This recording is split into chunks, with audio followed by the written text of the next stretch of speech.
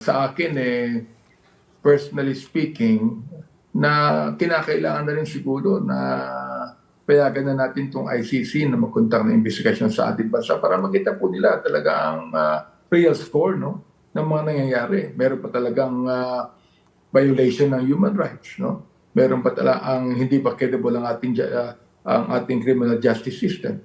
At para hindi na po yung kung ano-ano pa mga akusasyon na narinig nila, kung ano pang tatanungin nila, sasabihin po nila, I think it's better for them to come over here and see for themselves what is happening. So you're confident, Congressman Benny, na kung dumating naman dito yung ICC prosecutors, they will not find anything wrong in terms of kung paano gumagalaw, no, yung justice system natin dito? Well, I'm not actually saying na I'm fully confident.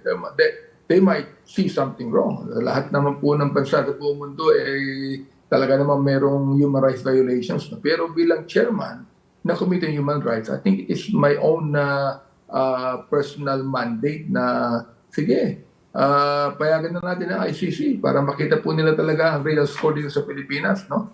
They will not only accept any accusation from anyone here in the Philippines, lalo na yung mga oposisyon, lalo na yung mga ayaw sa ating former president. Although ako, personally, I support the former president sa lahat ng kanyang, halos lahat ng kanyang mga ginawa nung siya presidente ng Pilipinas.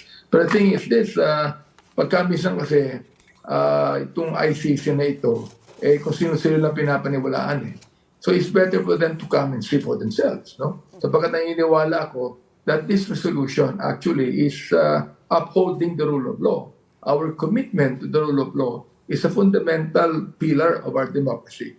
So sa akin, by cooperating with the ICC, even if after our withdrawal from the Rome Statute, we demonstrate that no one is above the law.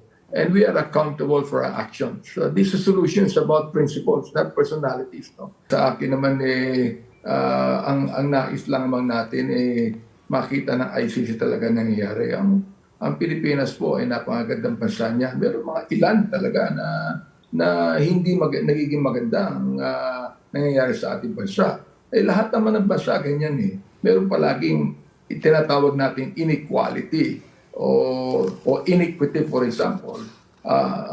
Pero alam mo sa akin, it is time for us to open our books. Ibig sabihin, we belong to the community of nations na kinalalaman po ng maraming bansa na nangyayari dito. Kahit po sumigaw tayo dito na tama ang ginagawa namin, wala kaming problema rito. Pero yung ICC, pinapakinggan po yan ng maraming bansa. So sa akin lang, pumunta kayo dito. Tignan nyo talaga na nangyayari. Palagay ko, mapapahiya kayo. Hindi kami nakakaawa. Kayo ang nakakaawa.